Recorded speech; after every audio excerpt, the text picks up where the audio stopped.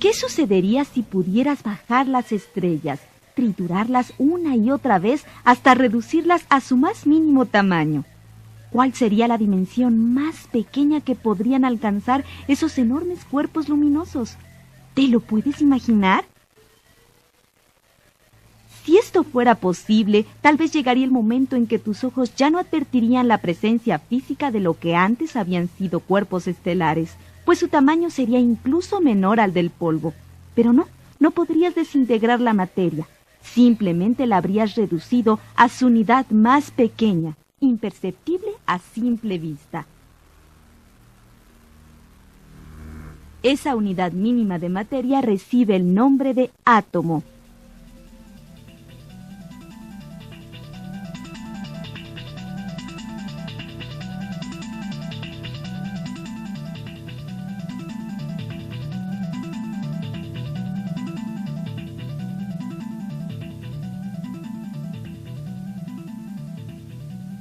Desde la lejanía de las estrellas hasta un grano de sal, todo cuanto habita el universo está formado por materia. Todo aquello que ocupa un lugar en el espacio es materia. El aire, Es materia. las rocas, Son materia. el agua, Es materia. tú y cada uno de tus órganos, Son materia. y la materia a su vez está integrada por átomos. Átomos, átomos, átomos. Pero, ¿qué son los átomos? Los átomos, como ya hemos dicho, son la unidad más pequeña de la materia. De alguna manera, son el equivalente a la célula en los seres vivos. Un átomo está formado por un núcleo y varias partículas subatómicas, a las cuales se conoce con los nombres de protones, neutrones y electrones. Los átomos conforman toda la materia. Están presentes en cada lugar del cosmos. A donde quiera que voltees, y aunque no los veas, los átomos están ahí. Átomos.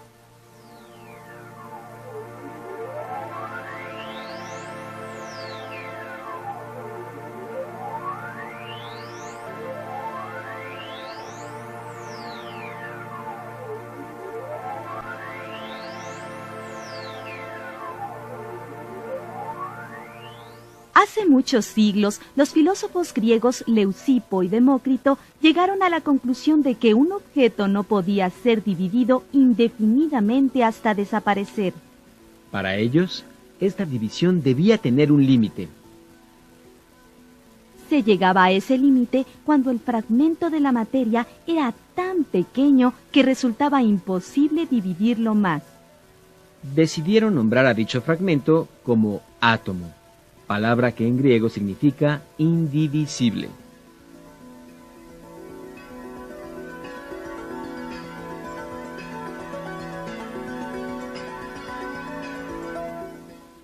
No fue sino hasta el siglo XIX cuando el químico inglés John Dalton profundizó en el estudio de la existencia de los átomos. Dalton realizó numerosas investigaciones sobre las reacciones que se dan entre diferentes compuestos. Su trabajo lo condujo a esbozar un modelo del átomo. Como todo modelo, era una representación de la estructura que, de acuerdo con Dalton, podía tener el átomo. El científico inglés no había advertido la presencia de las partículas subatómicas denominadas electrones, protones y neutrones. Su modelo solo contemplaba la existencia de un núcleo. Para Dalton, el átomo era simplemente una esfera.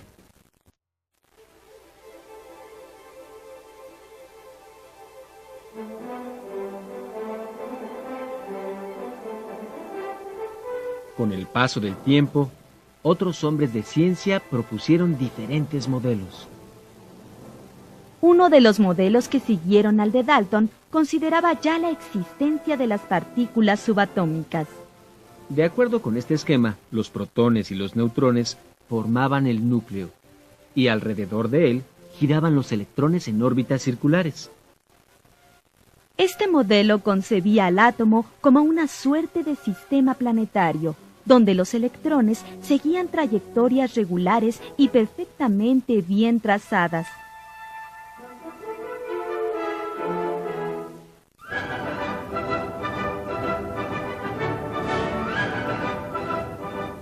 El tercer y último modelo consideró también que el núcleo del átomo estaba integrado por protones y neutrones. Sin embargo, y a diferencia del modelo anterior, evidenció que los electrones no se movían en órbitas bien definidas. Por el contrario, sus desplazamientos eran azarosos, desordenados. Este modelo reveló, finalmente, la estructura y el comportamiento real de los átomos.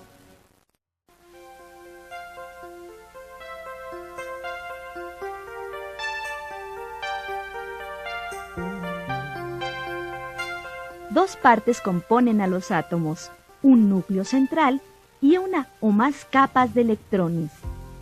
Dentro del núcleo y de las capas de electrones residen partículas subatómicas. El núcleo se halla conformado por los protones y los neutrones. Ambas son partículas pesadas. Los protones tienen una carga positiva. Los neutrones no tienen carga alguna. Las capas externas contienen a los electrones, que son partículas ligeras, pero cuya carga es negativa. Por tener carga positiva, a los protones se les ha asignado el mismo signo que empleamos para sumar números. A los electrones, por tener una carga negativa, se les ha asignado el signo contrario, es decir, el que empleamos para restar. En un átomo siempre existe la misma cantidad de protones y electrones. Si hay 6 protones, también hay 6 electrones.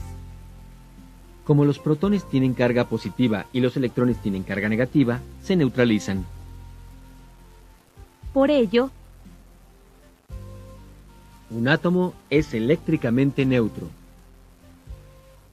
Las capas de electrones y el núcleo se complementan en la estructura y función del átomo. El núcleo, ese lugar donde se encuentran los protones y los neutrones, proporciona estabilidad. Por otra parte, las capas de electrones permiten la existencia de interacciones con otros átomos. Que el núcleo tenga estabilidad es sumamente importante, pues ello le permite evitar las alteraciones que pudieran ocasionar fuerzas externas. De esta manera, ni la energía proveniente del calor, la electricidad o la luz pueden afectar al núcleo. Gracias a la estabilidad del núcleo, un átomo de carbono sigue siendo carbono, sin importar que forme parte de un diamante o del azúcar.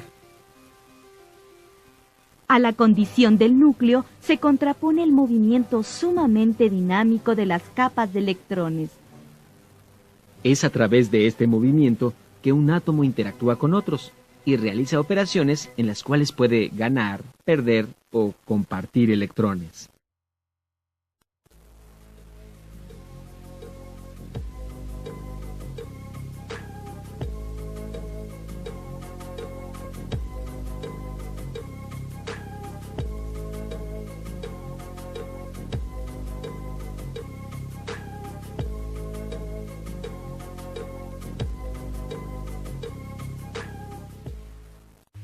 Ya dijimos que los átomos integran a la materia, que toda la materia está integrada por átomos.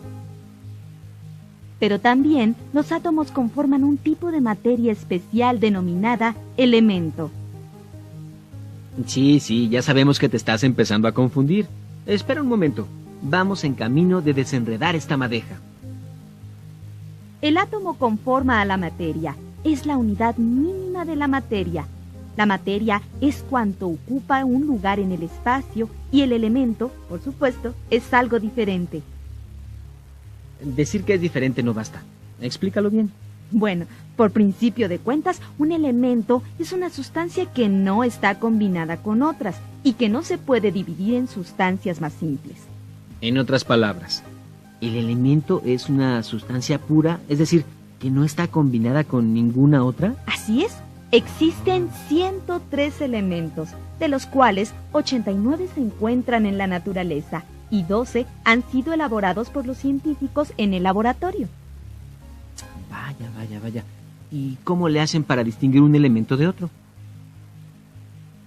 Mira, cada uno de estos elementos tiene un átomo especial, único, que no se parece en nada al de los demás elementos. Este átomo único podría compararse con las huellas digitales. No existe en todo el mundo quien tenga las mismas huellas digitales que otra persona. Así, no existen entre los elementos dos que tengan el mismo átomo. Cada átomo corresponde a un elemento determinado. Muy bien. Lo que todavía no me queda claro es cómo se distinguen los átomos de cada uno de los elementos. ¿Qué hace a los átomos de cada elemento únicos? Bueno, la diferencia radica en la cantidad de protones y electrones que tienen. No pueden existir elementos con el mismo número de protones y electrones. Por ejemplo, el hidrógeno, y solo el hidrógeno. Ningún elemento más que el átomo de hidrógeno puede tener un protón y un electrón. Puede haber otros elementos que tengan 2 protones y 2 electrones, o 3 o 4, pero ningún otro elemento tiene solamente un protón y un electrón. Esa es una propiedad exclusiva del hidrógeno. Muy bien. Dime, yo estaba viendo, por ejemplo, que el átomo de carbono tiene 6 protones y 6 electrones. Si tuviera 7, ¿ya no sería carbono y sería nitrógeno? Exactamente. Aquí es importante recordar que un átomo siempre tiene la misma cantidad de protones y electrones. Entonces déjame ver si entendí. Un elemento está constituido por un átomo y ese átomo es exclusivo para ese elemento. Los átomos de los elementos se distinguen por el número de protones y electrones que tienen. Por lo visto te ha quedado bastante claro. Sí. Espero que no se te olvide.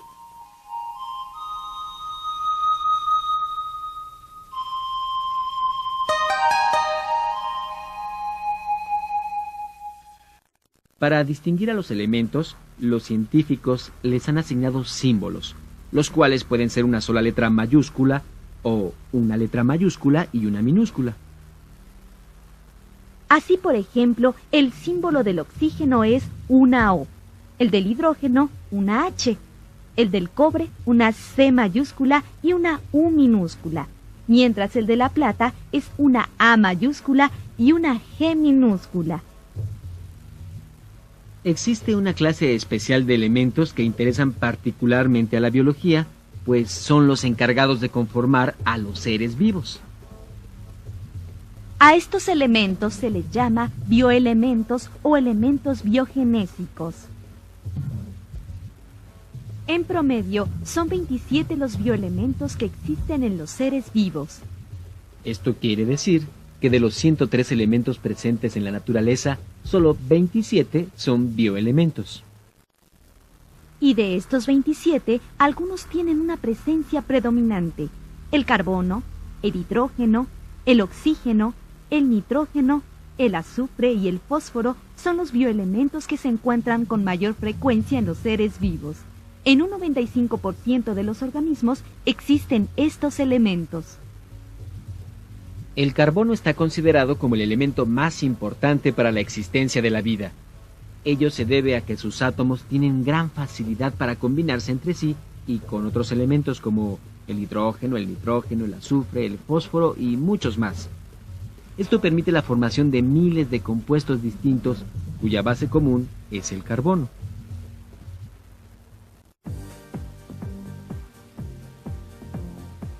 Átomo, materia, elemento. Átomo. Unidad mínima de la materia. Materia.